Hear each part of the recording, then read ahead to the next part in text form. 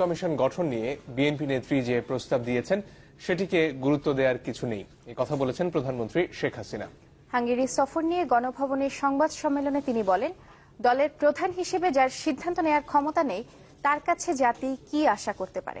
উড়িয়ে দেন মধ্যবর্তী নির্বাচনের আলোচনাও। জানান, সফরকালে তার বিমানে ত্রুটি যান্ত্রিক সমস্যা নাকি মানুষের সৃষ্ট তা তদন্তের পরেই জানা যাবে। এ মাসে ভারত সফরে তিস্তার পানির ন্যায্য হিস্সা আদায়ের ব্যাপারেও আশা প্রকাশ করেন শেখ হাসিনা। ঘণ্টাব্যাপী এই সংবাদ সম্মেলনের শুরুতেই লিখিত বক্তব্যে প্রধানমন্ত্রী তুলে ধরেন হাঙ্গেরিতে পানি সম্মেলনের নানা দিক। বাণিজ্য, বিনিয়োগ, সম্প্রসারণ এবং পানি সম্পদ ব্যবস্থাপনা ও কৃষি সহ নতুন নতুন ক্ষেত্রে একসঙ্গে কাজ করার বিষয়ে আমরা একমত হই। তবে বরাবরের মতোই প্রধানমন্ত্রীর এই সংবাদ সম্মেলনের মূল আকর্ষণ প্রশ্নোত্তর পর্ব। হাঙ্গেরি সফরকালে তার বিমানের ত্রুটির বিষয়ে এক প্রশ্নের জবাবে প্রধানমন্ত্রী বলেন, এটি যান্ত্রিক ত্রুটি নাকি মানুষের সৃষ্টি তা তদন্তের পরেই জানা যাবে।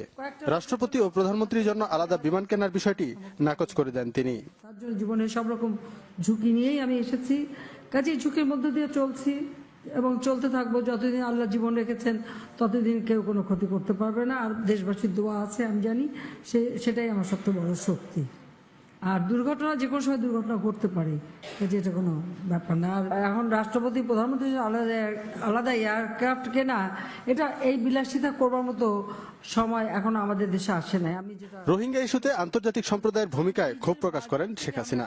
সেই সাথে এ মাসে তার ভারত সফরে তিস্তার পানির ন্যায্য হিস্সা আদায়ের ব্যাপারেও আশাবাদ প্রকাশ করেন। আমরা আশাবাদী, তবে এটা নির্ভর করে তারা কিভাবে নেবে। এর মধ্যে আমরা আমাদের নদী ড্রেজিং করছি, নদীর পানি ধারণ ক্ষমতা বৃদ্ধি করছি, কাজে আমাদের মতো আমরা কাজগুলো করে যাচ্ছি।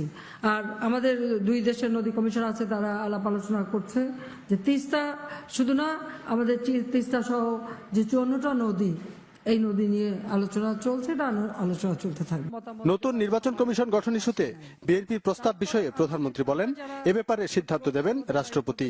তবে মানুষ পুড়িয়ে মারার জন্য বিএনপি নেত্রীকে জাতির কাছে ক্ষমা চাওয়ারও পরামর্শ দেন তিনি। হেসে উড়িয়ে দেন মধ্যবর্তী নির্বাচনের সম্ভাবনাও।